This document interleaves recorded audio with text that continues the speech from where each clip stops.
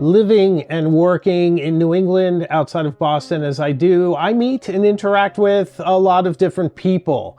And if you're very perceptive, that kind of interaction with people can keep you very humble.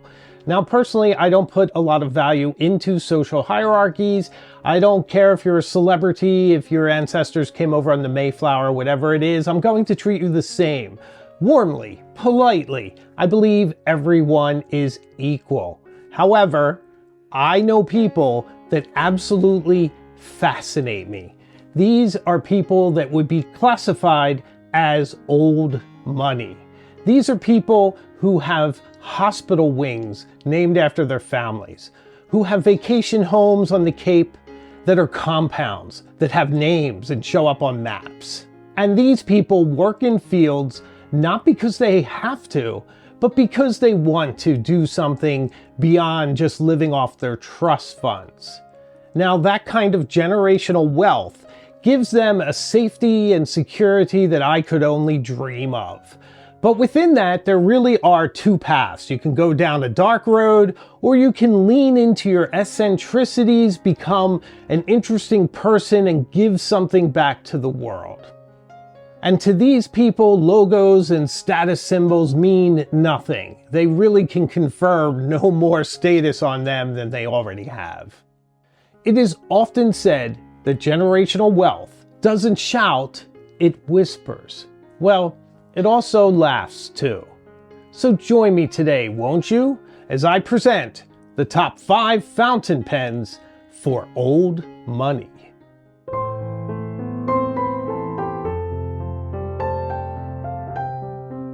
Champagne is a great leveler. It makes you my equal.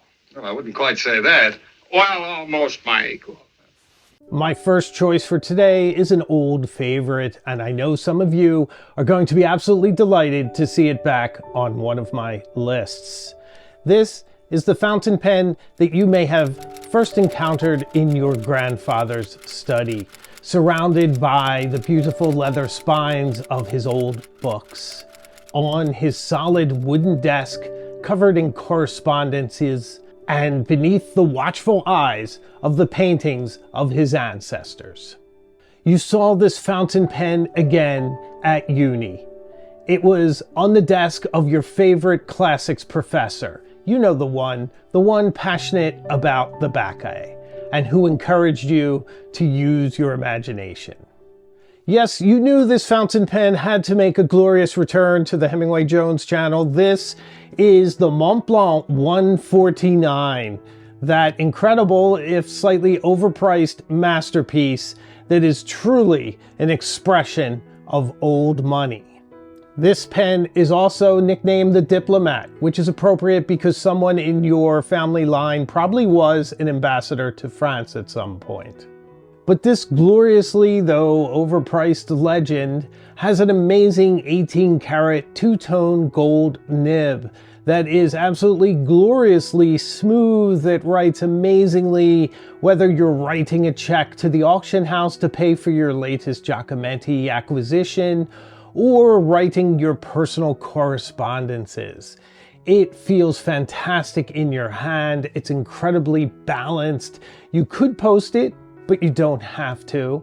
It is a piston fill fountain pen that works amazingly, but in cleaning it, you can't see through the pen, so maybe you don't need to be too hung up on details.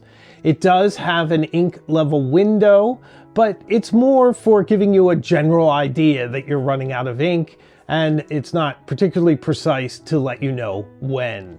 And I think it's slightly ironic that these pens are sometimes sold at auction houses themselves. I've seen them on auctions online all the time. They go for $1,260 at the time of filming, which is a lot of money for a fountain pen, so I generally recommend that you find one used, which is also a fantastic way to make sure that it is in good shape, has a fantastic nib, if you buy it from a reputable seller. A reputable seller would be like Peyton Street Pens or Truffet, for instance. They sell many secondhand pens and they always check them. But imagine, for us, A pen that costs this much is truly a grail status pen, but for old money, they probably have this in multiples. And you can certainly have a semblance of that old money power and access with this Bösendorfer black shiny resin pen and its piston fill system and its exquisite balance in the hand as it glides effortlessly across the page. Some Crane stationery, the contracts, the mortgages, the guest book at the Ocean House. This is a pen to carry with you. This is a pen for life. I personally carried this pen almost exclusively for 4 years and I absolutely loved it. I rarely used another pen in that time. Old money doesn't buy this fountain pen for its branding. They literally have squares with libraries on them named after their family. To them, this logo is an indicator of heritage and of incredible smooth writing. So when money is no option, you want to get a pen that simply works for you.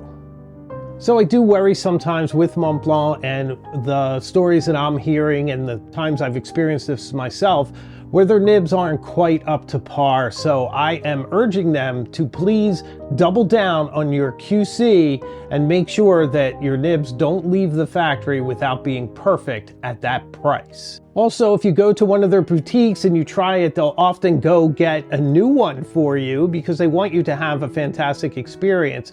So you may want to try that one too before you leave the store. Now, also, if you do have a problem, they do have an excellent guarantee. They have fantastic customer service, so you can certainly send it back for a nib swap. So yes, I may have spent the last year criticizing Montblanc, bringing it down a few pegs, and perhaps it needed to be, but there is no denying that it is one of the ultimate old money fountain pens. It just has that effortless cachet about it. It has that heritage, and it is really a fantastic pen, although personally, I love the one from the 80s and the 90s. The older, the better. They're just really interesting when they have a bit of history on them. But Montblanc is not my only choice. I have some surprising picks on this list. So join me next for my next pick. It may surprise you.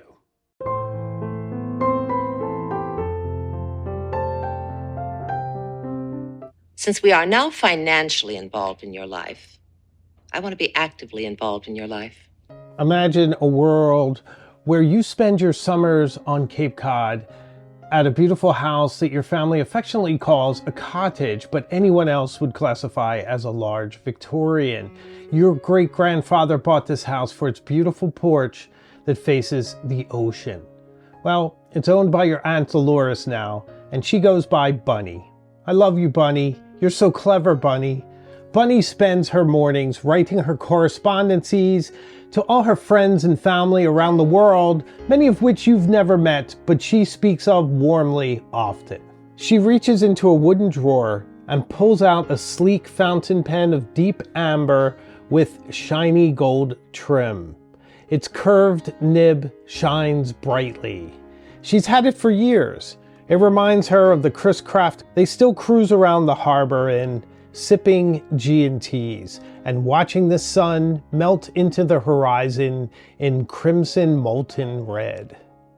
This is the Waterman Carène. She doesn't remember where she bought it. Maybe it was on a trip to Paris, or perhaps 30 years ago at Bob Slate's stationery in Harvard Square. Yes, Bunny went to Harvard, but the only way you would know that is that on the weekends sometimes she wears an old gray tattered sweatshirt with a large crimson H on it. And yes, Waterman is the underrated, underappreciated masterpiece of a pen that is solid, reliable, and distinguished enough to fit into any situation. It is understated, a true classic fountain pen that whispers its elegance. It's a cartridge converter fountain pen, so you may fill it up with any color you wish. I would suggest perhaps Diamine's Antique Copper or Anderellium's Cuttlefish Brown, a personal favorite of mine. But Bunny uses the Waterman cartridges. She likes the blue. It delights her. She loves the snap, that the cartridge makes when it gives way to the feed and it makes that distinctive pop. And more than anything, she just doesn't want to get her hands dirty. The nib is 18 carats and curved round like the prow of the boats on Narragansett Bay. And the tip sails across the page. My, she is yar. My, she was yar. Waterman smoothness is a particular type of smoothness, a dead calm slide of ink, without a single wave to interrupt you as you slide your nib across the page in glorious looping handwriting. Bunny has very disciplined, beautiful handwriting. You've seen it on your Christmas cards and on the little notes that she leaves out to you when you come down in the morning for breakfast. Now, the Carène is an absolutely beautiful pen and a fantastic choice for old money because the Carène doesn't brag. It simply has this sleek, beautiful design inspired by speedboats of the last mid-century. It writes beautifully, it writes well, it's reliable, it's durable. It's a fantastic companion to bring with you whether you're in the boardroom or out on the Cape writing poetry to the sound of the sea. It is a glorious fountain pen, one of my personal favorites, and truly a fantastic choice for old money. And what if my next pick will be more or less extravagant? See, old money doesn't pursue extravagance.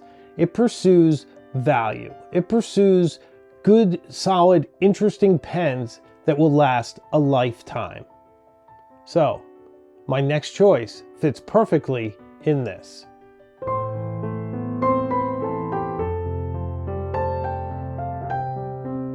Let me buy you a jacket. When we get to Rome, it's a great place. Battistone.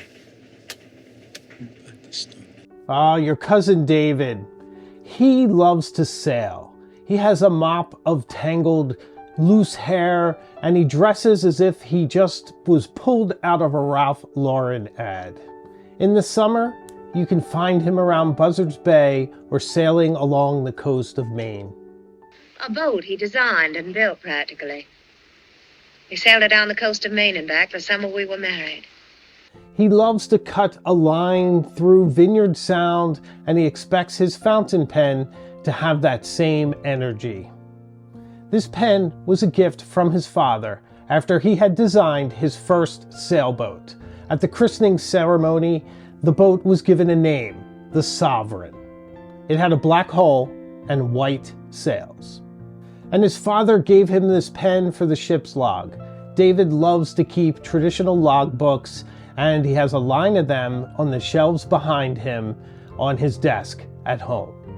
He writes in these in diatramentus document black ink so that it can hold up to the rigors at sea, and he writes in a very lovely looping cursive when he's in calmer seas. So what is this pen? Well, it is the Pelikan M800 Black Matte Sovereign Fountain Pen. An absolutely glorious, understated, beautiful piece of art for a fountain pen. Mine was sent to me by Joost Appelbaum of Appelbaum Pens. Thank you so much, Joost, for helping to keep the channel rolling. I appreciate it. David keeps his secured in his desk on his boat. It is sleek, black, mysterious. It's currently available in an extra fine, medium, or broad nib. It still has that glorious 18 karat gold nib that writes with a bit of softness and incredible expression and precision and joy. But this one is now obscured with a shadow of black to make it more compelling, more of a statement, a bit more interesting, perhaps giving it a bit of understated elegance. And there is something a little subversive about this, like painting the whole of your sailboat black. It makes a statement. Sure, you could substitute the standard striped green and black or blue and black M800. Those are absolutely stunning too. Whichever you choose, they have amazing nibs. But remember, old money can be eccentric, and colorful people can also embrace a pen of black matte. And beside, every sailor has fancied themselves a pirate at one time or another. This is an amazing fountain pen that just whispers elegance and a little bit of danger. It has that incredible piston fill system that Pelikan is known for and has had since 1929, making this a true legacy fountain pen. Pelikan, of course, is made in Germany. They have fantastic quality control. They're brilliant pens. There's so much affection for the brand that there's nearly a cult built around it. At $1,021 at the time of filming, it's a pricey purchase. It's a statement piece. I'm sure Cousin David would approve.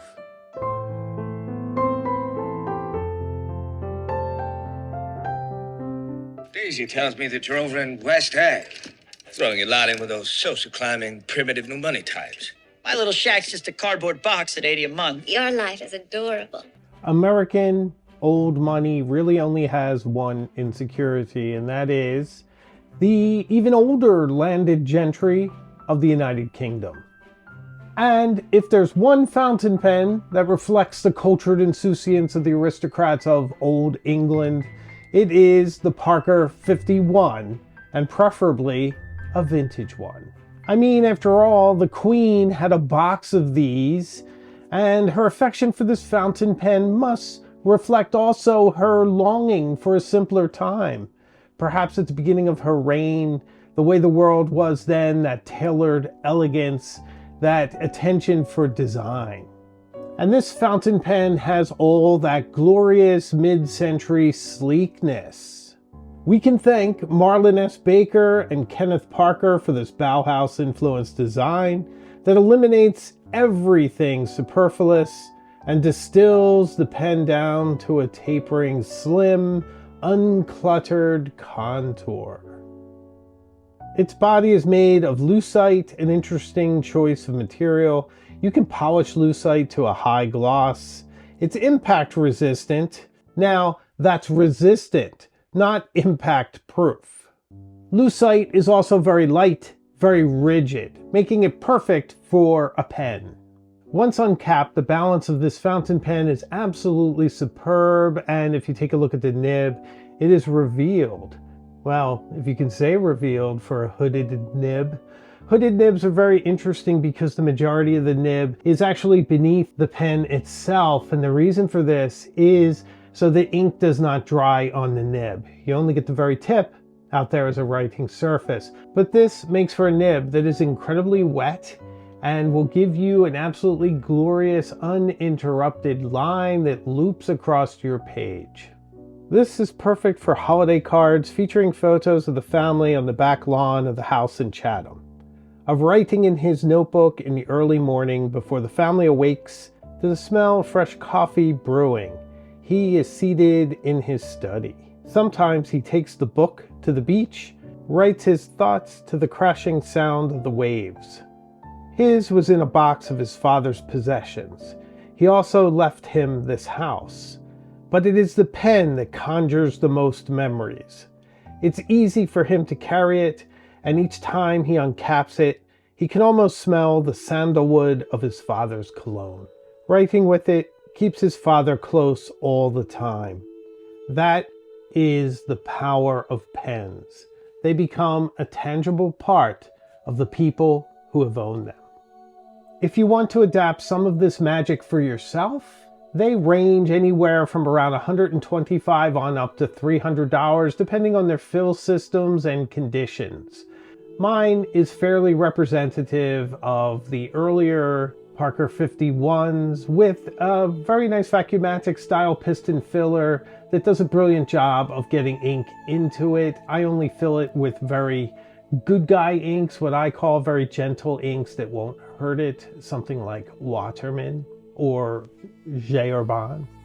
But this pen has a beautiful precision to it. I write very rhythmically. I love the slim, elegant form. You can definitely capture some of that mid-century magic, some of that world that has dripped away, that sense of promise, that sense that progress and scientific advancement could take us anywhere, to the moon and beyond.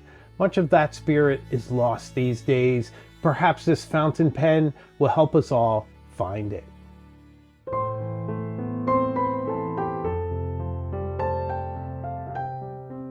Jay, they're a rotten crowd. You're worth the whole damn bunch put together. Margot Prescott Thayer did her gap year in Tokyo. She majored in East Asian Studies at Harvard, but she never mentions that. She lives in Louisburg Square with her husband and 2 children. They love to take walks down to Charles Street, to Starbucks on the corner, and then to stroll through the public garden. She loves to write short stories in whimsical notebooks. Sometimes she writes in the park when the weather is nice. Other times she likes to cozy up in the book nook in her second-story window. She bought her pen almost 25 years ago. She liked that it came in a gift box with a nice bottle of Pilot Blue ink, but she switched to Konpeki years ago. Yes, I am speaking of the Pilot Custom 823, an absolutely gorgeous, subtle pen. It does not call a lot of attention to itself. It simply works and works well. It has an absolutely massive ink capacity, over 2 milliliters if you fill it twice carefully. But even on a regular fill, it is massive that will last for a very long time, which aids to someone like Margot, who likes to write short stories, who doesn't want to have to give a lot of thought to her pen, its ink capacity, the way the nib works. The Pilot Custom 823, it's just a perfect pen of balance, of having a bit of the feel of the paper, but balanced perfectly with the smoothness and flow of that absolutely incredible number 15 size Pilot nib. It is absolutely glorious. Now, it's a bit more expensive these days at over $400, but you get so much value. And this is a fountain pen that you can buy and stop. You need not look any further. You truly have the ultimate fountain pen at that point. You can certainly buy others, but you don't have to. She also appreciates the vac fill system and that incredible, beautiful whoosh that it makes when you fill it. Hers is in amber. She loves that she can write without being distracted, so she's never lost. Her plot threads never unwind. I think the thing about this fountain pen that makes it so perfect for an old money aesthetic is that it's simply capable.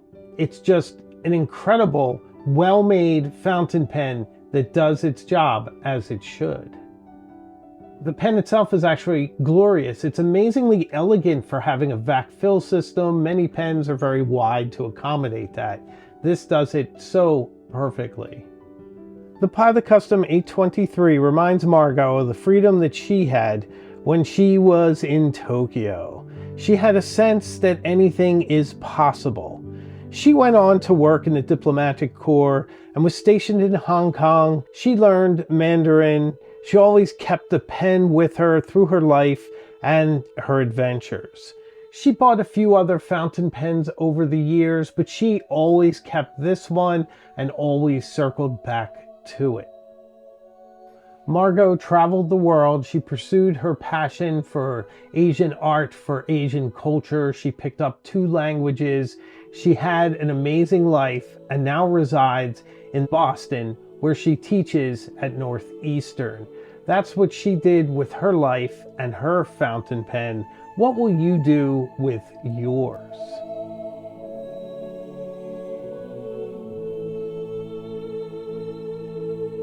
Now, I do want to throw up an additional fountain pen that I was thinking of while I was recording this video, and that is the Kaweco Sport. And what makes that so perfect for old money? It's the kind of fountain pen that you encounter out in the world if you go to a lot of museums. This fountain pen is frequently featured in museum gift shops. I could see someone out in the world just casually picking up a Kaweco Sport because of its dimensions, of how cute it is, slipping it into their pocket or purse, and it just gradually intimating itself into their lives. And if that life is grand and extraordinary, the Kaweco Sport is the type of fountain pen that can rise to the challenge and become a pen for all people, all seasons. It's also incredibly affordable at around $35 at the time of filming. It comes in some beautiful iterations, including some preppy colors and some other more beautiful colors like the Perloid, which is a personal favorite of mine. I think that this is an incredible, kind of more affordable fountain pen that matches that old money thought, where they look for value, they look for something interesting, something that fulfills them as a writer, something that fulfills them as a person. This pen is made in Germany, it's light, it's capable, it's easy to carry. I can't say enough about a Kaweco Sport. Old money is more about continuity than wealth. It's about objects that last longer than trends. And if you're thinking about fountain pens that will be a part of a person's life, they might be expensive. Even the most precious things are valued for their utility. These are not status symbols. These are finely tuned writing instruments that are designed for creating and recording your memories. And perhaps that is the real lesson here. So, did you enjoy this video as much as I did making it? I hope you did. I love to do things a little bit different to just get you thinking about pens in different, new, and creative ways. So let me know in the comments. I truly appreciate it. And if you think there are some better choices than the ones I've presented here, I'd be delighted to hear them. Also, please send this to someone who you think might enjoy it. That would be nice. And subscribe if you haven't already. And if you want to support the channel, we have a pen pal group for Illuminati and Cognoscenti level members. I'd love to have you behind the scenes as well. So I make new videos all the time, and I have a live show too. So I can promise you, we will see each other again very, very soon, perhaps at the Chatham Bars Inn. I'll see you then.